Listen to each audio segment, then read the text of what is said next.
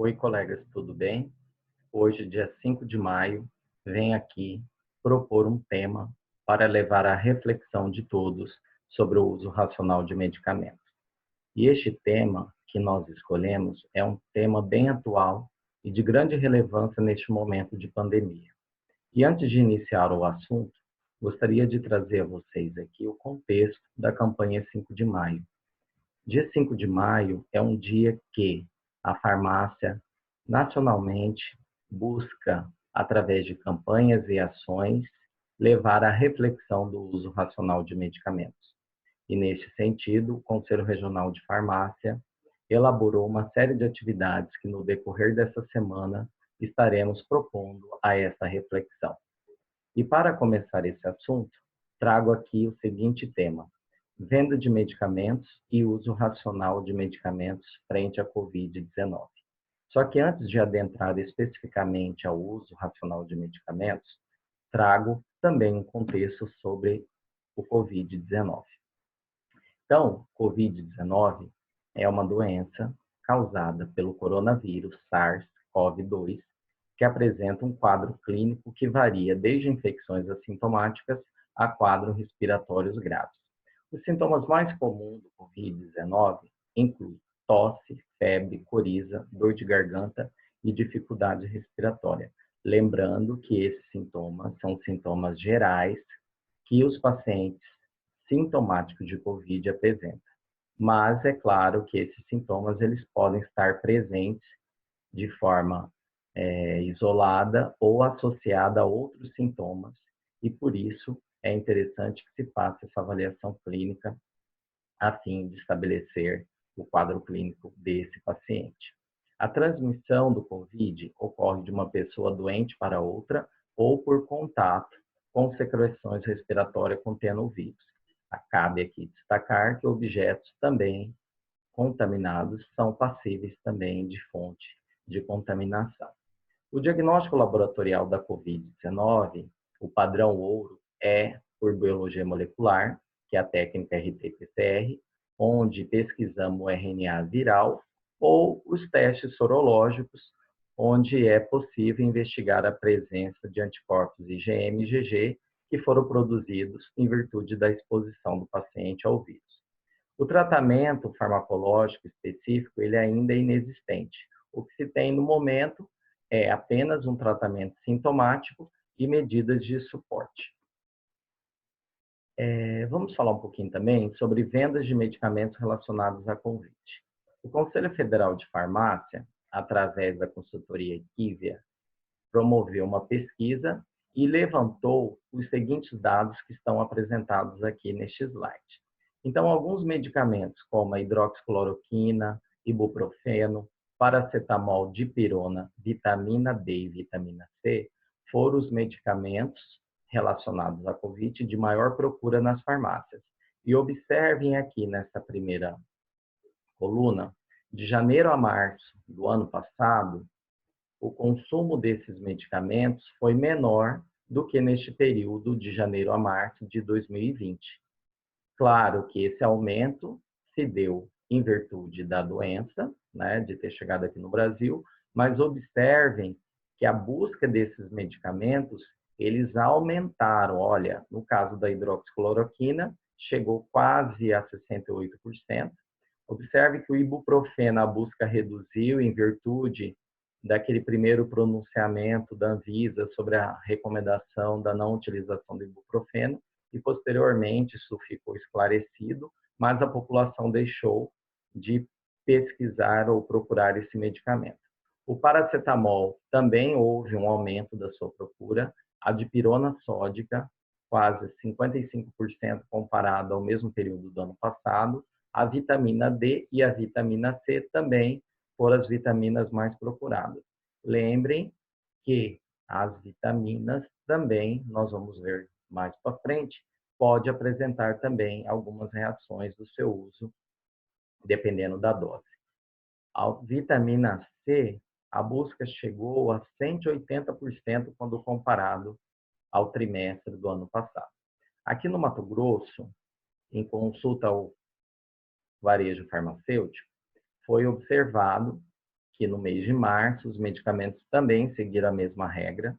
Mais procurados foi a hidroxicloroquina, seguida da azitromicina, e no final de março para início de abril, a busca por vitaminas com zinco, dipirona, paracetamol, e mais recentemente, o oseltamivir e a nitazoxanida, que foram os antivirais e antiparasitários que também foram procurados pela população.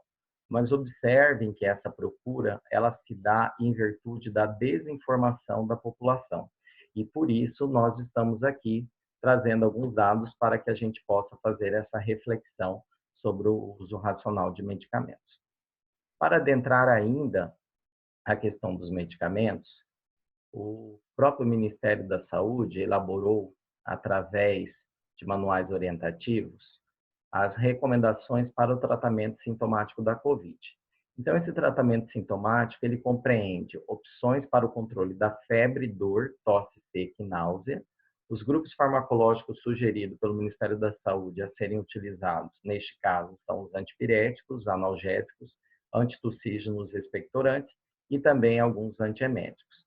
No caso específico do tratamento da dor e controle da febre, recomenda-se preferencialmente a dipirona e o paracetamol. Cabe um destaque aqui, que deve sempre observar a indicação clínica, o quadro do paciente e as contraindicações adjacentes para a escolha desses grupos farmacológicos. Outros fármacos também devem ser utilizados, preferencialmente em situações clinicamente definidas.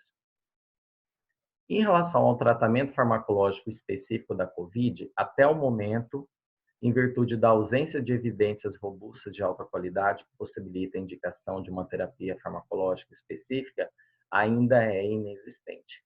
Vários estudos estão sendo realizados na busca de alternativas terapêuticas. Dentre esses estudos, estão sendo pesquisados os antivirais, os corticosteroides, antimaláricos, antihipertensivos, dentre estes, inibidores da ECA, bloqueadores de receptores de angiotensina e outros medicamentos, são exemplo dessas opções que estão em estudo. Ressalta-se ainda que estes grupos farmacológicos, eles não possuem registro em bula para o uso de COVID, e eles apenas baseiam-se no mecanismo de funcionamento destes fármacos, sendo essencialmente teóricos e de baixa qualidade de evidência científica. Então, o que eu quero destacar aqui? Por não existir um tratamento farmacológico específico da COVID, é de extrema importância que nós, farmacêuticos, saibamos repassar essas informações às pessoas que procuram acesso ao medicamento na farmácia, tá? E no contexto atual, existem, como eu disse, vários estudos em elaboração ou ainda estão sendo registrados no intuito de identificar potenciais tratamentos para o COVID. Esses estudos eles estão sendo acompanhados através dos seus ensaios, em curso, estudos de eficácia e segurança, e também novas publicações desses estudos são de extrema relevância para compor a literatura científica e só assim embasar, em breve, as recomendações sobre o tratamento pelo Ministério da Saúde. Uma coisa que eu quero destacar aqui é que nós, farmacêuticos, tenhamos prudência no repasse das informações, em especial as fake news. Essas fake news, elas só geram a desinformação e a busca desenfreada de medicamentos por parte da população, e não podemos esquecer que esses medicamentos que estão em estudos, eles ainda não estão validados para o uso ou tratamento específico do COVID. Então, fico alerta para que qualquer pessoa que procurar algum medicamento que não seja o medicamento recomendado pelo Ministério da Saúde, que nós não façamos a dispensação desses medicamentos, uma vez de não existir evidência científica que valide o uso desses medicamentos. Como, por exemplo, recentemente foi o caso da nitazoxanida, que a Anvisa teve que restringir a comercialização em virtude desse medicamento ter outra finalidade e não para o tratamento da COVID.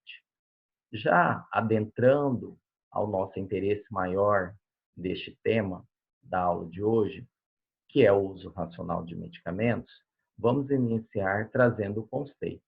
Para a Organização Mundial de Saúde, Entende-se que há uso racional de medicamentos quando os pacientes recebem medicamentos para suas condições clínicas em doses adequadas às suas necessidades individuais, por um período adequado e ao menor custo para si e para a comunidade. Trouxe aqui para vocês práticas incompatíveis com o uso racional de medicamentos. Primeiro, o uso de muitos medicamentos pelo mesmo paciente. Aqui a gente traz o destaque da polifarmácia. É muito comum pacientes que armazenam medicamentos dentro das suas casas e isso acaba levando ao uso indiscriminado de medicamentos. O uso inadequado de antimicrobianos, aqui cabe o destaque dose inadequada, ou até mesmo o uso desses medicamentos em infecções que não são bacterianas ou que essa utilização seja de uso empírico. O que seria o uso empírico? É a utilização de medicamentos sem evidência científica. E no caso dos antimicrobianos, todos sabem que esses micro-organismos, uma vez expostos a esses fármacos, pode adquirir resistência e num futuro tão próximo ou breve, esses medicamentos já não terão eficácia para determinadas infecções. Outra prática incompatível com o uso racional de medicamentos é o uso de formulações injetáveis quando da existência de formulações orais, em caso que este último seria apropriado. Na farmácia, nós sabemos que existem várias fórmulas e formas farmacêuticas que temos disponíveis aí para a população.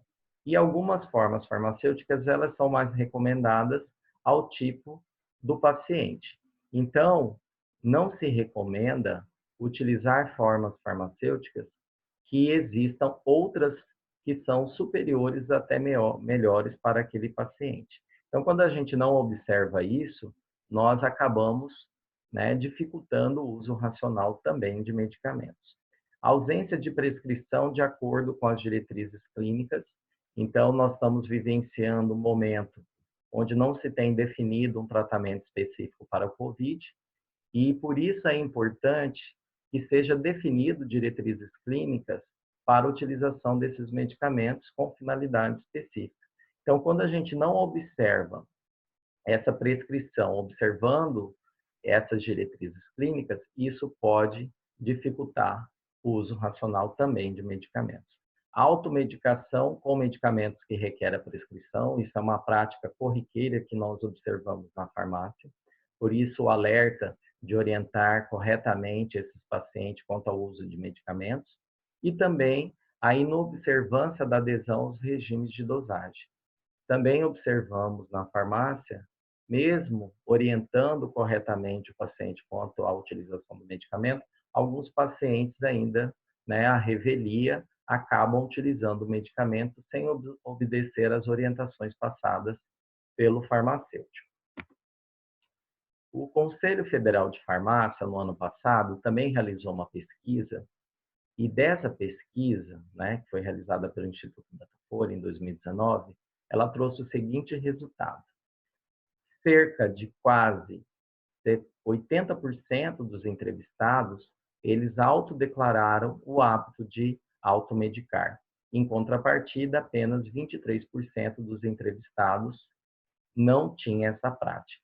Dentre esses 77% dos entrevistados que tinham o hábito de automedicar, desses relataram a frequência da automedicação. Observe que quase 47% desses pacientes, eles relataram fazer a prática da automedicação uma vez por mês, enquanto 25% desses 77% dos entrevistados relataram fazer a automedicação uma vez por semana ou uma vez por dia, ou seja, diariamente, cerca de 25% desses 77% dos entrevistados usam medicamento diariamente. E o que isso impacta, pessoal? Isso impacta em risco, Nós não sabemos como esse paciente está utilizando esse medicamento e de que forma ele está sendo utilizado, e pior ainda, se esse medicamento ele houve uma prévia prescrição ou não, Então, nós sabemos que essa prática da automedicação, ela está diretamente relacionada também com os casos de intoxicação por medicamentos aqui no Brasil. E uma coisa que também esse estudo apontou, que o medo e a desinformação levam ao uso indiscriminado de medicamentos. Então, vocês viram no início deste assunto, quando nós trouxemos aqui os principais medicamentos relacionados à COVID, esses medicamentos eles foram buscados na farmácia pelos pacientes em virtude do quê?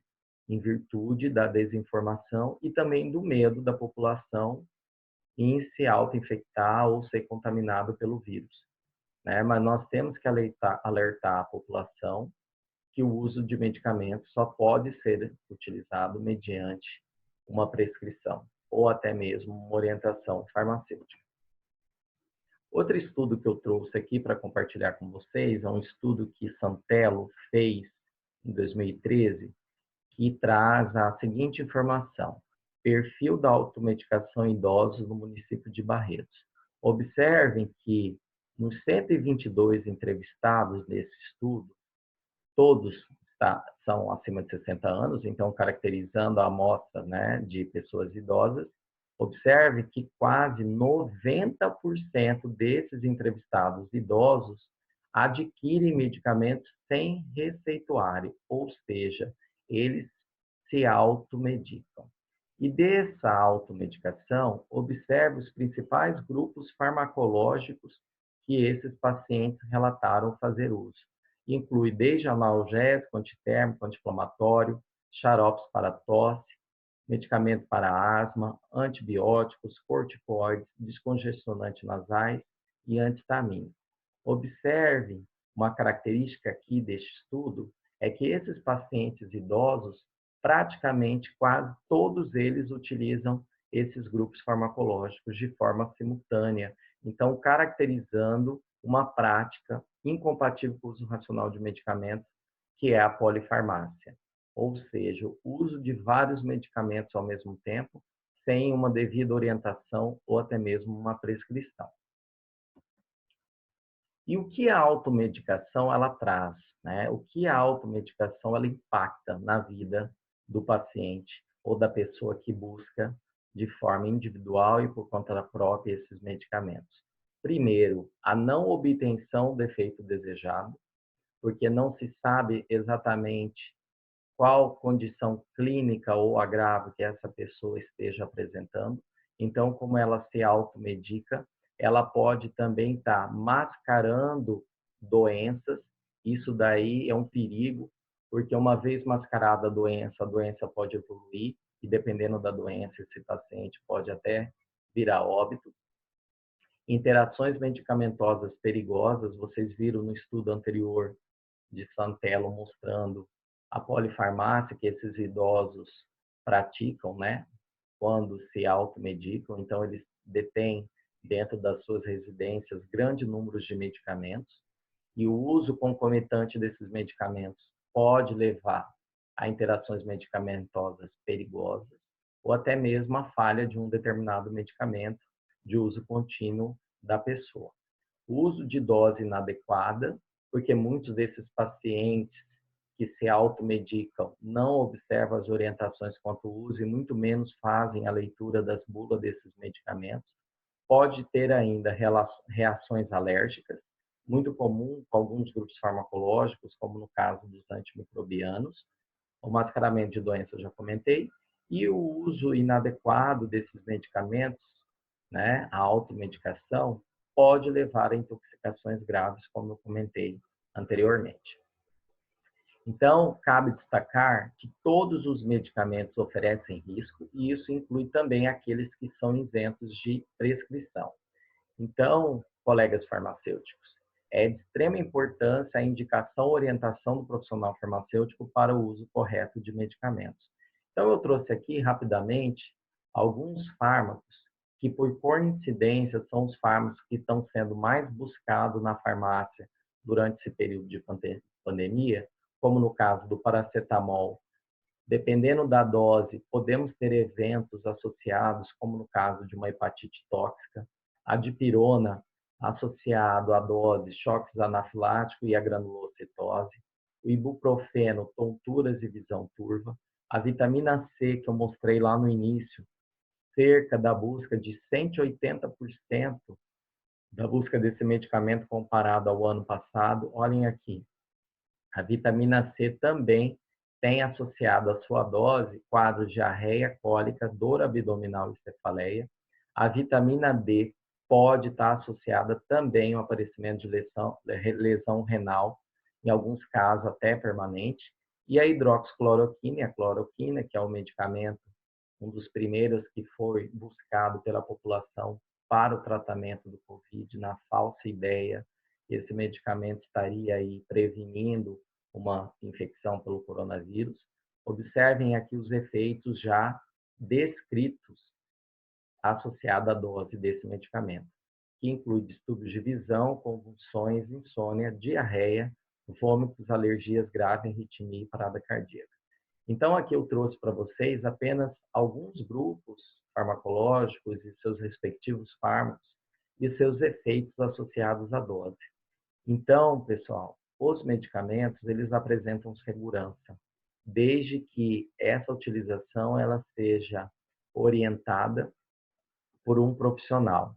Então, nós, farmacêuticos, temos que repassar todas essas informações a estes pacientes para que eles façam o uso correto de medicamentos. Aí eu trouxe também aqui algumas práticas farmacêuticas a serem fornecidas aos pacientes para o uso racional de medicamentos. Existem várias práticas que nós, farmacêuticos, podemos adotar e fornecer ao paciente que busca acesso a esses medicamentos na farmácia. Então, eu trouxe alguns aqui para que a gente possa, principalmente nessa semana, que é uma semana voltada ao uso racional de medicamentos, que possamos mobilizar a farmácia no intuito de evitar a automedicação e o uso correto de medicamentos. Então, primeiro seria informar da existência de medidas que podem auxiliar a cura de doenças. Então, o medicamento, ele é importante? Ele é importante. Ele, quando ele foi produzido, primeiro, visando a sua eficácia e a sua segurança. Mas dependendo do quadro, do agravo que o paciente ou a população procure à farmácia, existem outras alternativas que podem ser utilizadas antes da instituição de uma terapia medicamentosa.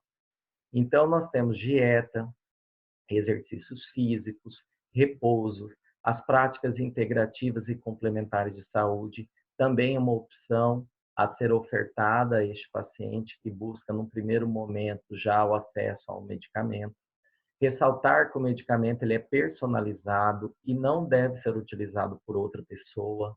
É muito comum o compartilhamento de medicamentos entre os familiares, amigos, colegas de trabalho.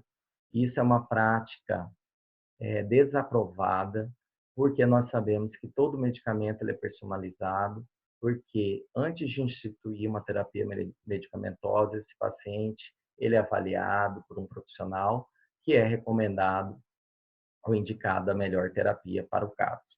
Frisar sempre que o uso de medicamentos só deve acontecer somente com a prescrição médica ou orientação farmacêutica.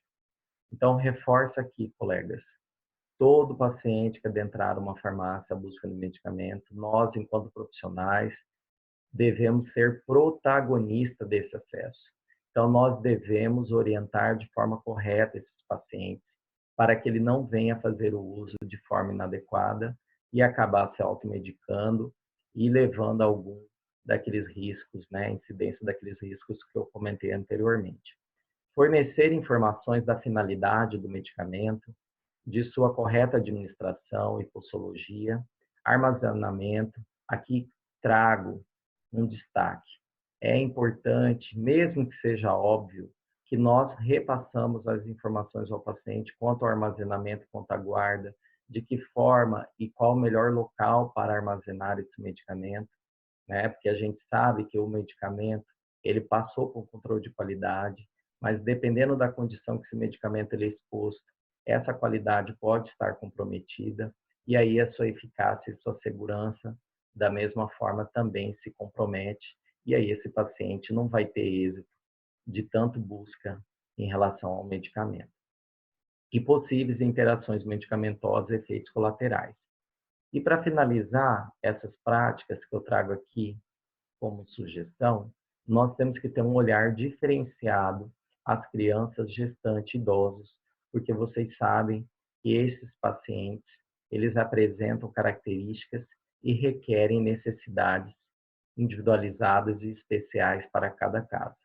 Então, que tenhamos uma atenção a estes pacientes, né, quando buscarem esse medicamento na farmácia. E para finalizar o nosso papo de hoje, para que se tenha o uso racional de medicamentos, além do conhecimento técnico sobre o medicamento, é interessante que nós, profissionais do medicamento, nós, farmacêuticos, buscamos informações científicas e validadas. Então, hoje, o Ministério da Saúde, a Anvisa e o próprio Conselho Federal de Farmácia, através dos seus portais, eles disponibilizam recomendações e orientações, né, baseadas em evidências científicas de alta qualidade, e que essas evidências e essas recomendações elas trazem segurança para a nossa prática profissional. Então, sempre observar as recomendações e orientações da Anvisa, Ministério da Saúde e Conselho Federal de Farmácia, além das boas práticas farmacêuticas para realizar as dispensações de medicamentos. Então, eu trouxe aqui os sites, né, do Conselho Federal de Farmácia, que criou um portal específico só sobre o COVID. Então, nele, nós podemos encontrar informações seguras, baseadas em evidências científicas de alta qualidade, sólidas e seguras. Então, oriento a todos que utilizem este canal, né, disponibilizado pelo Conselho Federal de Farmácia. Lá vocês vão ver, é uma coletânea de informações, onde nós temos informações sempre atualizadas e de qualidade.